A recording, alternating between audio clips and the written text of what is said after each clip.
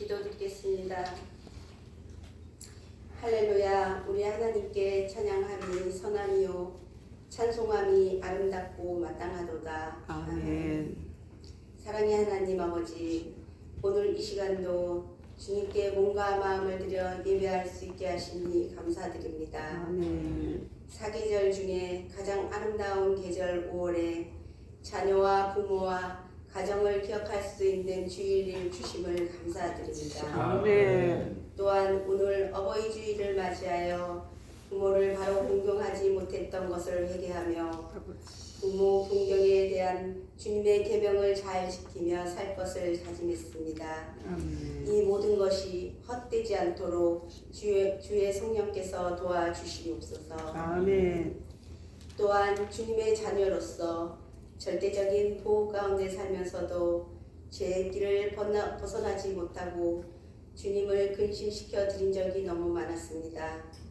이제껏 주님의 마음을 근심시켜 드리고 부모의 마음을 안타깝게 해드렸던 모든 잘못됨을 고백하며 회개하오니 용서하여 주옵소서.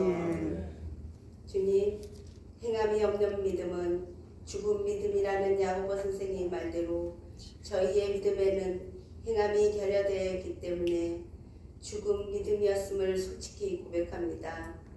주여, 긍휼을 베푸셔서 한없는 사랑으로 용서하여 주시고 주님의 향기를 바라는 주님의 일을 나타낼 수 있는 진짜 예수쟁이들이 될 수 있게 도와주시옵소서. 아멘. 주님 앞에 무릎 꿇는 것이 저희의 좋은 습관이 되게 하시고 기도로 마음을 다스리고 기도를 통하여 주님의 음성을 들을 수 있는 저희 비전 성도들이 되게 하여 주옵소서. 아멘. 오늘도 단위에 서시는 목사님을 능력의 오른팔로 붙드시고 자녀를 위하여 고생하신 부모님께 위로의 말씀이 되게 하시고 아멘. 부모를 모시고 사는 자녀들에게 부모 공경의 축복을 깨닫는 말씀이 되게 하여 주옵소서. 아멘. 예배의 시종을 주님께 의탁하며 저희의 영원한 중보자가 되시는 예수 그리스도 이름으로 기도합니다. 아멘. 아멘. 오늘 대표 기도를 해주신 우리 권사님께서 뒷부분에서 우리 모두가 진짜 예수쟁이가 되게 해주십시오 이렇게 했습니다. 저는 오늘 이 말씀이 제목은 어버이날 어버이가 해야 할 일 이렇게 썼지만은 어떻게 요약을 한다면은 대표기도 마지막에 하셨던 진짜 예수쟁이가 되는 겁니다. 그런데 예수쟁이가 되는데 오늘 우리 성도님 가운데 한 분이 이 글을 올렸습니다. 제가 그대로 읽어드리겠습니다. 목사님, 스승의 날 저희가 감사합니다. 저희도 늘 기도합니다. 이렇게 올려주셨습니다. 제가 군대에 있을 때 해발 1200m 고지에서 위장이 빵꾸가 났습니다. 술을 먹은 건 아닙니다. 근데 빵꾸가 났습니다. 그래서 복막염이 됐는데 그 아픔은 어쩌면 맹장이 한번 터져본 분들은 아마 아실 겁니다. 정말 아픕니다. 근데 워낙 북한과 가까이 있는 곳이다 보니까 비행기가 뜰 수도 없고 그 시간에는 차가 올라올 수도 없습니다. 아침 7시가 되었을 때 G차가 올라왔는데 G차로 개종한 그 앰뷸런스인데 산길을 내려오니 얼마나 흔들리겠습니까? 그때 그 차에 있었던 군의관이 이렇게 얘기하는 겁니다. 이름이 뭔가? 부모님 이름이 뭔가? 왜냐면 이미 노폐물은 다 퍼졌기 때문에 어쩌면 그 군의관은 제가 그 병원까지 가는데 생명을 잃을 수도 있다고 생각했는지도 모르겠습니다. 1200m가 높은 데에서 내려와서 병원까지 갔습니다. 그런데 제가 위장이 빵꾸 난 거는 전날 밤 11시였습니다. 그리고 야전병원에 도착했던 것은 9시입니다. 오전. 근데 야전병원에서는 수술을 못한다는 겁니다. 그래서 원탕에서 다시 원주까지 갔습니다. 이미 어쩌면 의사들이 보는 관점에서는 끝났다고 생각했는지도 모르겠습니다. 그때 제가 종교는 불교였는데 그때 처음으로 하나님 앞에 기도를 했습니다. 제가 꼭 필요하다면 저를 데려가시고 필요하지 않다면 저를 살려주십시오. 제가 대범했기 때문에 그런 것은 아니었습니다. 꾸며낸 얘기도 아니고 있는 얘기 그대로입니다. 군의관이 들어와서 수술을 하게 되는데 저한테 이렇게 물었습니다. 마지막 할 말 없냐고요. 그래서 제가 이렇게 대답했습니다. 쉬는 시간에 죄송합니다. 편하게 수술하십시오. 그러고 난 다음에는 마취로 인해서 잠을 자다가 눈을 떴습니다. 눈을 뜨고 난 다음에 제가 움직일 수 있을 때 제일 먼저 한 이야기가 무엇인가? 하나님, 저를 이렇게 살려주시고 이렇게만 해주신다면 제가 선생님이 되겠습니다. 그 약속을 교회에 가서 했습니다. 오늘 스승의 날 감사합니다. 이걸 보니 문득 그것이 생각나서 그렇습니다. 그래서 저한테 이렇게 해주면 제가 스승이 되겠다고 했는데 거기서 나오고 난 다음에 하나님 그 약속한 거는 까맣게 잊어먹고 살았습니다. 물론 교육학 이수했습니다. 그 교사 자격증도 있습니다. 근데 선생님이라는 건 생각도 안 했습니다. 그런데 어떤 과정을 거쳐서 제가 지금 목사가 됐습니다. 그런데 제가 신학교 다닐 때 한 교수님이 이렇게 얘기해 준 적이 있습니다. 목사는 스승이라고요. 여러분들에게 진짜 삶의 길을 인도하는 스승이라고요. 그런데 다른 학교에서 만약에 스승을 한다면은 부모님들이 물론 갑질을 하는 분들이 계시지만은 이 목회의 길을 걸어가는 이 스승의 길은 자신과의 싸움이 굉장히 치열합니다. 이 설교를 하게 되면 저분이 시험에 들 것이고 저렇게 설교를 하면 저분이 시험에 들 것이고 또 이렇게 하면은 이쪽 분이 시험에 들 텐데 목회자는 성도들이 내는 헌금으로 먹고 사는 사람들인데 정말 그 유혹이라는 걸 말로 표현을 못합니다. 아마 많은 교회들이 처음에는 뜨겁게 개척을 했다가 손쉽게 문을 닫는 이유가 어쩌면은 그것도 한몫을 하는지 모르겠습니다. 그러다가 어느 날서부터인가 마음속에 이런 부분이 나오는 겁니다. 누가 시험에 들고 안 들고는 그것은 내가 관여할 일이 아니구나. 내가 해야 할 것은 하나님의 말씀을 바르게 전해드리는 거구나. 이거 외에는 없습니다. 그런데 여러분 여기에 100사람이 있다고 쳐보십시오. 제가 오래전에도 여러분에게 말씀드렸던 것처럼 하나님께서 오늘 여러분에게 복을 줄 것입니다. 저는 한마디만 한다 할지라도 아프신 분은 병 고쳐주시나 생각할 것이고 가난한 분은 돈 주실 건가 생각할 것이고 또 자녀가 시험을 보는 분은 합격시켜줄 건가? 저는 한마디 했는데 여러분들은 받아들이는 것이 다 다릅니다. 똑같은 개념으로요. 여러분들이 말씀을 듣고 아싸 기분이 좋은 분들도 계시는 반면에 이거는 나를 겨냥했나? 마음에 상처 있는 분들도 계실 것입니다. 그런데 참된 신앙은 여러분들이 하나님의 말씀을 듣고 상처를 받으셔야만 됩니다. 왜냐하면 이것은 영을 치료하는 것이거든요. 말씀으로. 그런데 하나님의 말씀을 듣고 아무런 감동이 없다. 그건 하나님으로부터 벌 받는 겁니다.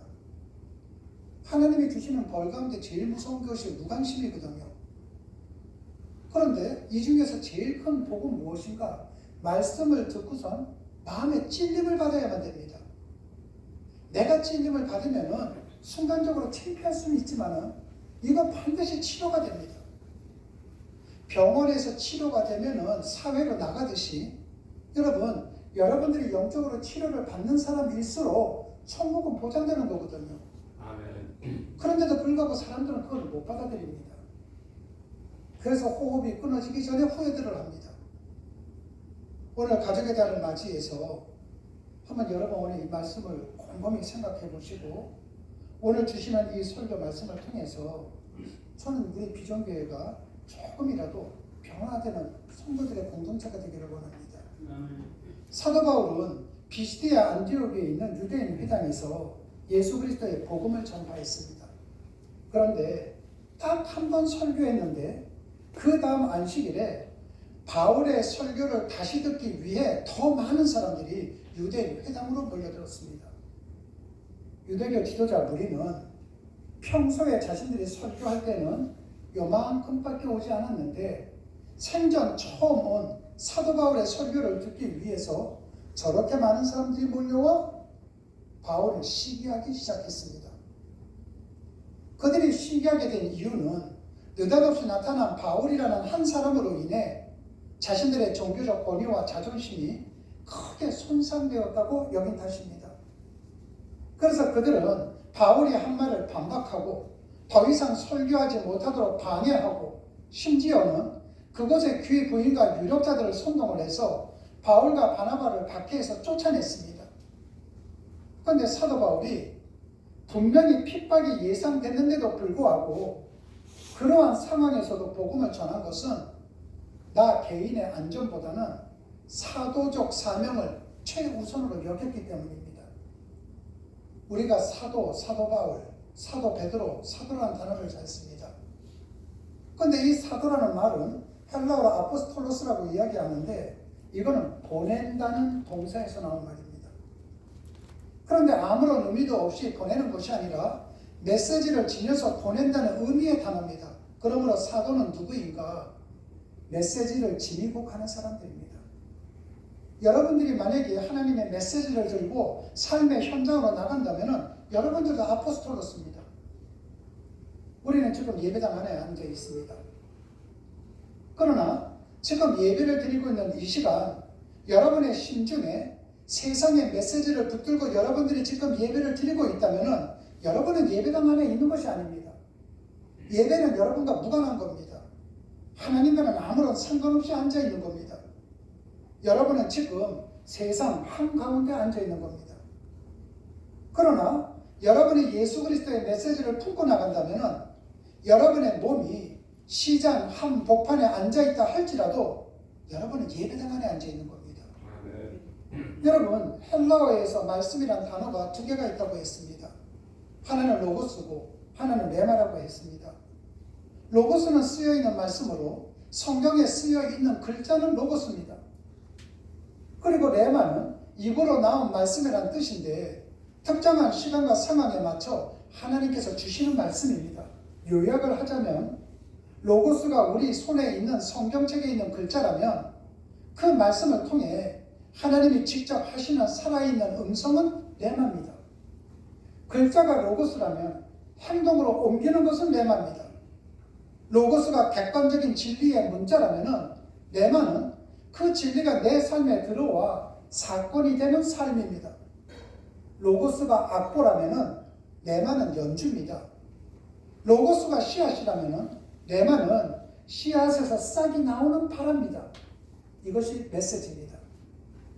그러므로 그리스도인인 우리는 말씀의 메시지를 듣고 삶으로 메시지를 지니는 사람들이 되어야만 합니다. 그렇다면 어떻게 해야 할까요? 한문에 보면 길도자가 있습니다. 머릿수와 갈착이 합쳐진 글자로서 사람이 머리를 움직여 방향을 이렇게 살피면서 간다는 의미입니다. 그런데 이것은 길뿐만이 아니라 인간이 마땅히 지켜야 할 도리 또는 이치 등 정신적 가치를 의미할 때도 쓰입니다. 그래서 사람이 이치에 어긋난 행동을 하면 뭐라고 얘기합니까? 도가 지나치는데 저 사람 도를 넘었어 이렇게 얘기하지 않습니까?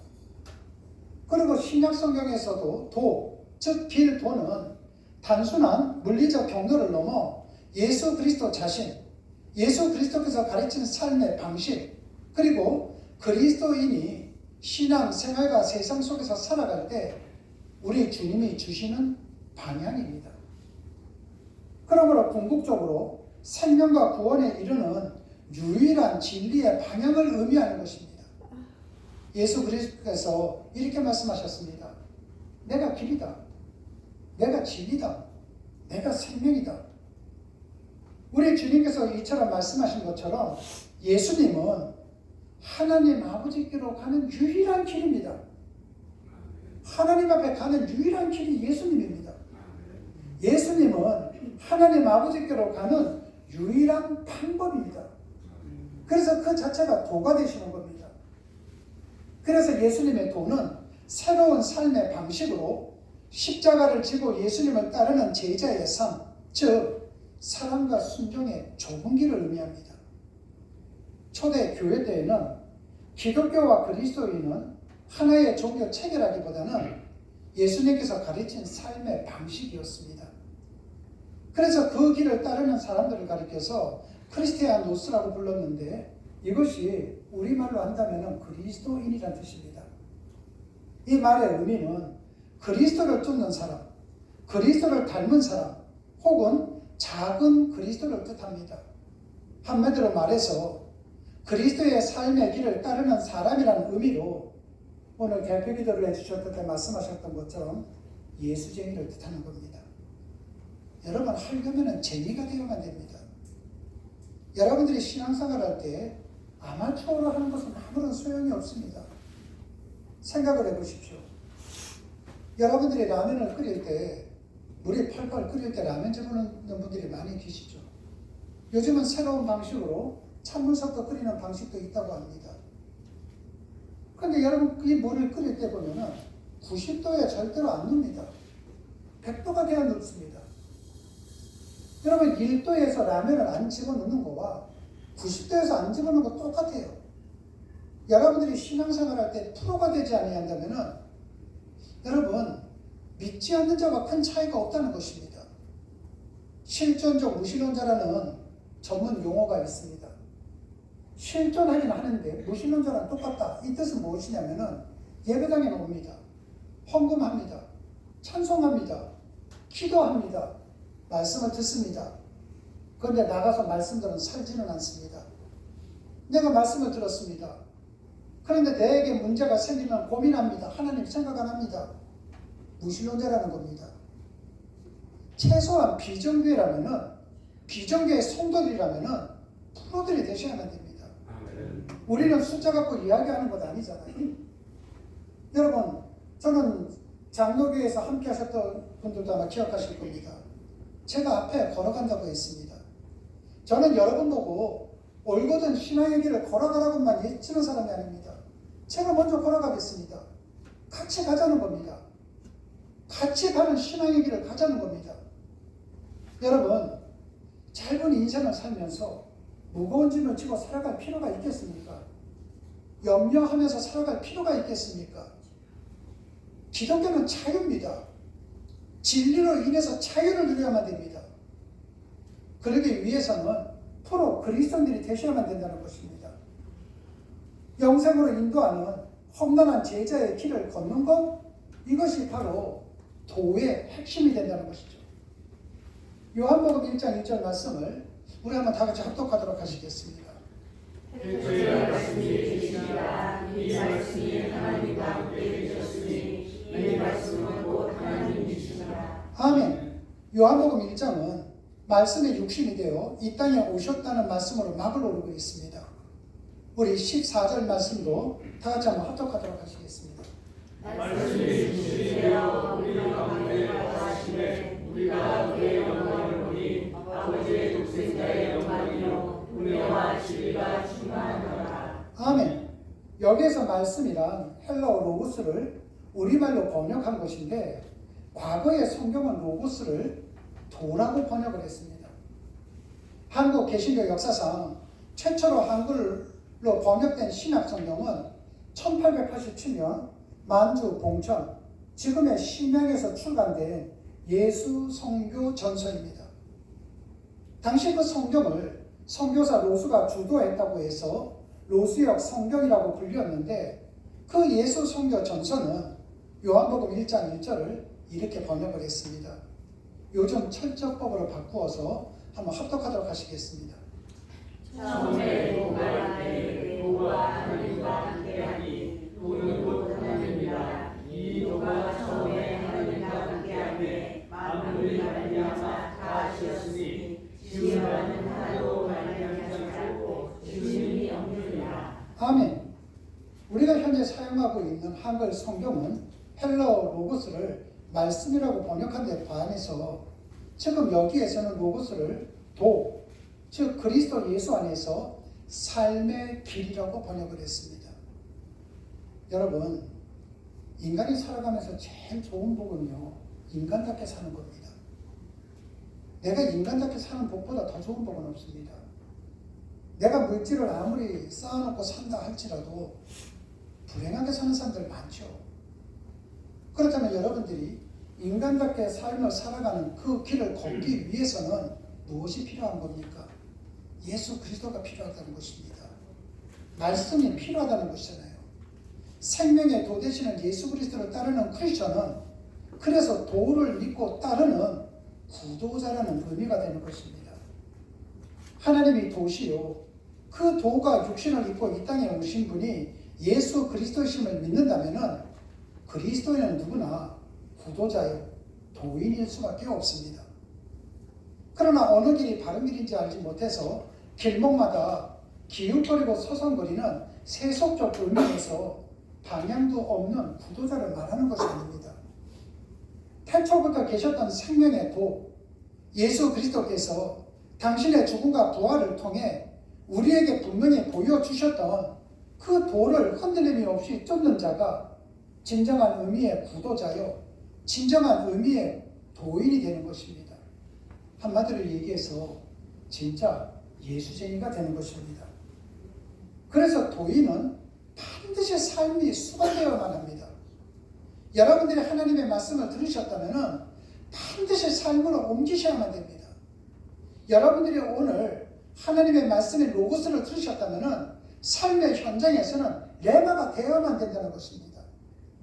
그래서 그리스도인이 하나님의 도를 쫓는 도인이라는 사실을 깨닫게 된다면 그리스도인인 우리는 숙연함을 느낌과 동시에 말할 수 없는 소망을 품게 됩니다. 그러나 우리의 삶이 하나님의 말씀을 수반하지 않으면 절대로 도인이 될 수가 없습니다. 우리가 도인이 되지 않는다면 우리의 삶 속에 참다운 행복, 참다운 평강은 없다는 겁니다. 그리고 우리에게는 도인이 될 자격이나 능력 또한 전혀 없습니다. 그런데도 예수 그리스도께서 당신의 죽음과 부활을 통해 나를 그 도로 인도해 내셨기에 예수 그리스도 안에서 그분의 힘을 잊기만 한다면 우리 역시 도인으로 살아갈 수 있다는 것입니다. 얼마든지 행복하게 살아갈 수 있다는 겁니다. 불가능하게 보이는 것이 가능하게 된다는 것입니다. 도이신 하나님께서 도인으로 사는 우리를 통해 친히 역사하실 것이기에 보잘것없는 우리 역시도 도인으로 살아간다는 소망을 품게 된다는 것입니다. 며칠에 말씀드렸습니다. 이판사판이란 말이 있다고 했습니다. 어떤 일이 뒤죽박죽으로 뒤엉킨 상태거나 아니면 막다른 데 이르기까지 서로 뒤엉켜 싸우는 형국을 나타낼 때 완전히 이건 이판사판이구만 이렇게 얘기를 합니다. 근데 본래 이 말은 불교에서 나온 말이라고 했습니다. 이판승과 사판승. 사판승이라는 말은 요즘 말로 설명한다면 사찰에서 모든 살림을 감당하는 행정을 보는 승려들을 말합니다. 그리고 이판승은 오직 수도에만 정진하는 수도 승려를 말합니다. 세상에서 간혹 불교가 썩었다고 말할 때가 있습니다. 조계종에서 강목을 들고 싸울 때가 얼마나 많았습니까? 그때 불교가 썩었다고 말을 할 때 그때는 불교의 사판승들이 썩었다는 표현입니다. 왜냐하면 불교의 이권 다툼으로 싸우는 승려들은 대부분이 사판승들이거든요. 조계종에서 강목 들고 싸우는 승려들 다 사판승들입니다. 그러나 이 세상에서 사판승들이 아무리 진압등 싸움을 벌여도 불교가 건재할 수 있는 것은 불교에는 이판승들이 있기 때문입니다. 그래서 이미 입적한 성철 스님이나 법정 스님 같은 이판승들은 불교도들은 말할 것도 없고 온 국민으로부터 존경과 추앙을 받아왔습니다. 때때로 시샘 하시는 분들 가운데에서는 성철 스님이 돌아가실 때 나 이제 지옥으로 간다.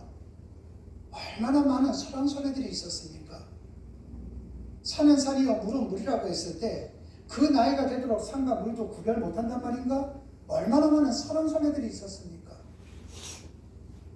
여러분 그와 같은 이판승들이 있었기에 세상에서 벌어지는 사판승들이 온갖 추태와 허물을 부린다 할지라도 불교의 정신은 굳게 지켜지고 있는 것입니다. 카톨릭 교회 안에도 저는 이판과 사판이 있다고 봅니다. 카톨릭 교회 안에서 목회가 아닌 행정적으로 사목하는 직제상의 신분은 모두 불교가 말하는 사판에 가깝습니다. 카톨릭 교회의 이판들은 수도원의 수도사들입니다. 물론 역사상 카톨릭 교회의 수도원도 부패한 적이 많이 있었습니다. 그러나 역사의 큰 흐름에서 볼 때 카톨릭의 이판들이 이판의 자리를 굳게 지켰기 때문에 베드로 성당을 건축하기 위해 면제부를 판매한 것처럼 카톨릭의 사판들이 심각하게 부패해도 카톨릭의 이판들에 의해 카톨릭의 본질은 오늘날까지도 지켜질 수 있다는 것입니다. 여러분, 우리 개신교는 어떨까요? 개신교는 사판, 이판이 없습니다. 그런데 필요한 것은 이판입니다. 개신교에도. 올바른 소리를 할 필요가 있다는 것입니다. 그런데 불교나 카톨릭에서 보여줬던 이판들에게는 특징이 있었는데 그것은 침묵입니다. 여기서 침묵이라는 것은 말을 전혀 하지 않는 것을 말하는 것이 아니라 말씀을 입으로만 하는 것이 아니라 삶 속에서 행동으로 보이는 것을 말합니다. 입은 다물고 삶으로 보여주는 겁니다. 카톨릭의 수도사나 불교의 수도승이나 그 이판들은 진리는 반드시 침묵이라는 그릇 속에서만 담긴다는 것을 그들은 알고 있는 것입니다. 불교의 수도승이나 카톨릭의 수도사들이 오직 수도에만 정진한다고 해서 자신들의 경정을 소홀히 했는가? 아닙니다. 그들은 자신들의 경전인 성경과 불경을 누구보다도 열심히 읽습니다. 그들은 경전을 읽는 것으로만 부족해서 자신들이 읽은 경전의 내용을 침묵의 과정을 통해 자신들의 마음판에 새기고 또한 몸으로 실천을 합니다. 그 침묵의 과정을 통해서 카톨릭의 수도사로 불교의 수도승으로서 그들의 종교가 요구하는 이판으로 성숙해가는 것이죠. 이처럼 모든 종교에서 이판과 침묵은 불가분의 관계에 있습니다. 왜냐하면 침묵을 고치지 않고서는 이판이 될 수 있는 길은 없기 때문입니다. 그런데 안타까운 것은 16세기 초 종교개혁 당시에 개신교에서 이판들이 사라져버렸다는 것입니다. 그리고 개신교회에는 영혼의 샘물을 공급해 주어야 할 이판, 즉 수도원이나 수도사가 거의 없는 실정입니다. 그래서 종교개혁 이후 개신교회가 지난 500여 년 동안 철저하게 이판을 도외시한 결과 전 세계 어디를 가든지 개신교인들은 입만 살았다고 말을 합니다. 조롱거리는 사람들 가운데서는 하나님께서 다시 심판을 한다면 물로 심판하지 않는다고 말들도 합니다. 왜냐고 물으면 그분들이 뭐라고 조롱하는 줄 아십니까? 조동아리만 살아갖고 뻐끔뻐끔 거려서 살기 때문에. 물론 한국 개신교에도 수도원이 있기는 있습니다. 시은 영성 수도원이라든지 페노시스 수도원이라든지 CR 수도회라든지 그 외에도 몇 군데는 있습니다. 그러나 한국교회는 여러 곳의 기도원들과 수도원을 세웠으나 하나님을 향해 인간이 자기 소리를 바라는 곳이지 인간이 입을 다물고 하나님의 음성을 듣기 위해 침묵하기 위한 공간이 아니라는 겁니다. 자신의 문제를 해결하기 위해 갑니다. 그래서 하나님의 음성은 듣지는 않고 병 고쳐달라고 문제 해결해달라고 부르짖다가 옵니다. 그것도 부족한 사람들은 금식하면서 부르짖습니다. 문제 해결해달라고. 여러분, 기도가 뭔지 여러분 잘 아시잖아요. 기도는 하나님의 음성을 듣는 겁니다. 하늘의 뜻이 나를 통해 이 땅에서 이루기를 원합니다. 내가 제물이 되는 겁니다. 내가 소재 제물이 되고, 내가 화목 제물이 되고, 내가 번제 제물이 되고, 내가 속건 제물이 되고, 내가 속죄 제물이 되는 겁니다. 내가 돈이 많으면 소로 제물을 드리는 거고, 내가 아무것도 없다면 새로 제물을 드리는 겁니다. 하나님은 다 받으시잖아요. 그래서 하나님의 음성을 듣는 것이에요. 나에게 음성을 주신 하나님이 어떤 분이십니까? 나도 모르는 내 머리털이 몇 개인지도 아시는 분이십니다. 그분이 내 사정을 모를까요? 그분이 내 자녀들의 아픔을 모를까요? 다 압니다. 우리 주님은 능력을 갖고 계시기 때문에 그 문제를 해결해 주겠다는 거예요. 그래서 우리 주님께서는 우리에게 응답을 주실 때 뭐를 준다고 했습니까? 현찰로 주는 것이 아니라 당자수표를 준다고 말씀드린 적이 있죠. 아브라함은 어떻습니까? 지금 만기 25년짜리 끊어줬습니다. 사도 바울은 어떻습니까? 지금 만기 16년짜리 끊어줬습니다. 모세는 40년짜리 끊어줬습니다. 우편 강도는요, 즉석에서 끊어줬습니다. 여러분들이 바른 믿음을 갖기만 한다면 하나님이 주시는 당자 수표는 지금 기일이 없을 수도 있습니다. 하나님은 여러분 아픔 다 알아요. 끙끙 앓면서 사는 것이 아니라 내가 하나님의 음성을 들으면서 그 음성대로 살아가기 위해서 노력을 해나간다면 내가 한 걸음 한 걸음 믿음의 길을 걸어나갈 때마다 내 문제가 하나씩 사라지게 되는 것입니다. 하나씩 해결되는 거예요. 여러분, 내가 부르짖어야만 하나님이 내 아픔을 아시는 겁니까? 내가 부르짖어야만이 내 자녀들의 문제를 하나님이 안다면은 그 하나님을 어떻게 믿을 수 있겠습니까? 그 하나님을 어떻게 우리가 따라갈 수 있겠습니까? 침묵을 하셔야만 됩니다. 설교 시간을 통해서 하나님의 음성을 듣는 것이고요.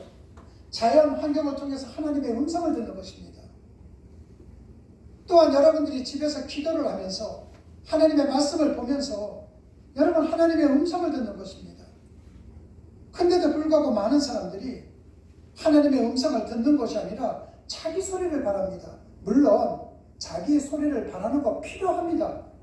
그거 필요하지 않다는 건 아니라고 여러분에게 여러 차례 말씀드렸습니다. 그러나 인간이 하나님을 향해 자기 소리는 바라면서도 침묵하면서 하늘의 음성을 듣지를 않는다면 그 인간이 소리를 바라면 바랄수록 그 인간의 영성은 넓어지는 겁니다. 타 종교처럼 기복화가 되는 겁니다.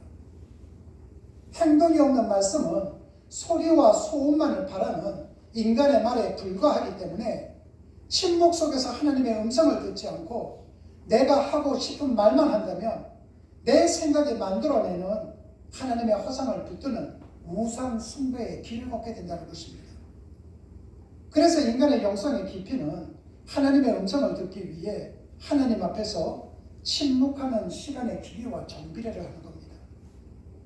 그러므로 한국교회의 미래를 위해서 지금 필요한 것은 개신교에서 없어진 2판을 회복하는 것입니다. 저는 그 2판이 우리 비전교회가 되자는 것입니다. 우리가 진짜 예수자가 되자는 것입니다. 어저께 저는 한 목사님으로부터 그 영상을 하나 받았습니다. 그리고 충격을 크게 받았습니다.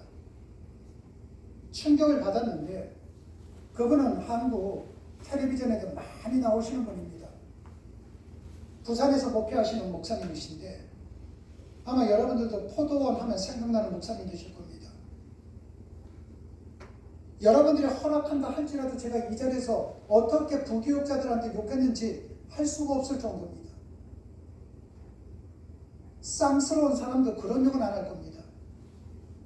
텔레비전에 나와서는 거룩한 척, 텔레비전에 나와서는 마치 자기가 대단한 것처럼 하면서도 뒤에 가서는 그 전도사님들이 신방을 제대로 못했다고 해갖고 얼마나 쌍스러운 얘기를 오랫동안 하는지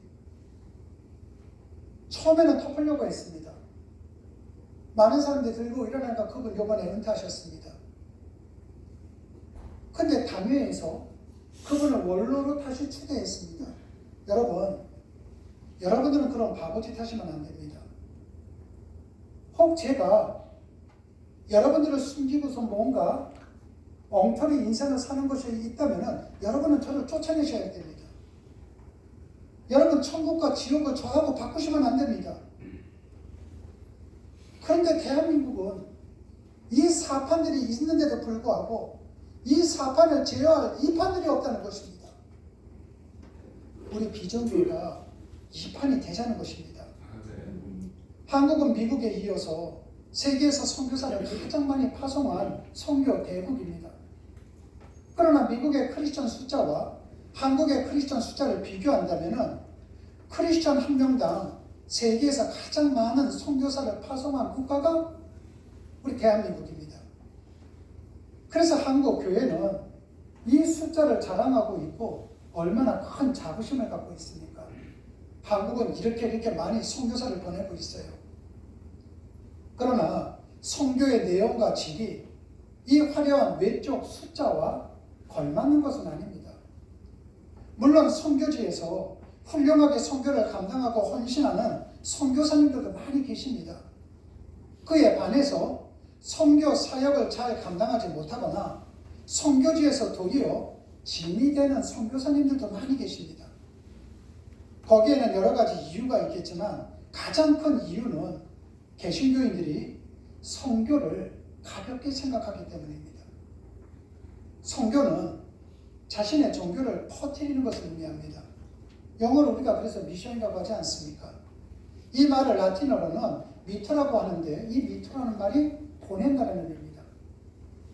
그러므로 기독교에서 선교하면 말씀으로 살아가는 자신의 삶은 없이 단지 기독교의 제도나 형식 혹은 기독교의 교리를 퍼뜨리는 것만 생각하기 쉽습니다. 오늘날 선교뿐만 아니라 우리의 그 교회도 마찬가지 아닙니까? 기독교 제도나 형식을 너무나도 중요시합니다. 그래서 우리는 일반적으로 새벽 예배 빠지지 않고 나오면 저 사람 믿음 좋다고 얘기합니다. 기도 잘하면 저 사람 믿음 좋다고 얘기합니다. 여러분 성경 어디에 나와 있습니까? 내가 아무것도 하지 않는다 할지라도 내 삶으로 하나님의 말씀을 실천하면서 살아가는 사람이 있다면 그 사람이 믿음이 좋은 사람입니다. 근데 우리는 제도를 잘 지키고 교리를 잘 따르면 믿음이 좋다고 얘기할 때가 얼마나 많습니까? 그래서 선교라는 말 자체가 그 퍼뜨리는 사람이 선교지에서 어떤 삶을 사느냐에는 상관이 없이 그것을 마치 사업 확장하듯이 넓게 퍼뜨리게만 하면은 유명한 선교사처럼 간주할 수도 있다는 것입니다. 그러나 선교는 도인의 삶을 살면서 도를 전하는 구도자가 되어야만 합니다. 그러므로 그리스도인이 전해야 할 것은 인간에 의해 만들어진 종교적 제도나 형식이 아닙니다. 어떤 딱딱한 교리도 아닙니다. 그것은 태초부터 계셨던 하나님의 생명의 도, 그리스도께서 당신의 죽음과 부활을 통해 우리에게 보여주신 그 도를 전하는 겁니다. 그러므로 그 도를 전하는 사람은 선교사가 아니라 전도인이 되어야만 합니다. 그는 자신이 먼저 예수 그리스도 안에서 그 도를 쫓는 도인이 된 다음에야 그 도를 자기 삶으로 전하는 전도인이 되는 거예요. 우리가 지금까지 많이 들어왔던 요한복음 21장 내용처럼 먼저 갈릴리 사람이 되는 겁니다. 내 자녀들로부터 인정받는 그리스도인, 내 직장 동료로부터 인정받는 그리스도인, 내 친구로부터 인정받는 그리스도인, 먼저 그것이 되어야만 된다는 겁니다. 오늘날 그리스도인들은 사도 바울을 가리켜 선교사라고 부릅니다. 그러나 엄밀한 의미에서 사도 바울은 선교사가 아니지 않습니까? 사도 바울은 단 한 번도 인간에 의해 만들어진 교리를 전한 적이 한 번도 없습니다. 성경을 보면 사도 바울은 목숨을 걸고 지중해 세계를 누비고 다니면서 예수 그리스도 안에서 하나님께서 보여주신 그 생명의 도, 그 사랑의 도, 그 진리의 도를 전하기 위해 자신의 삶을 던진 사람입니다. 그래서 그는 선교사가 아니라 전도인입니다.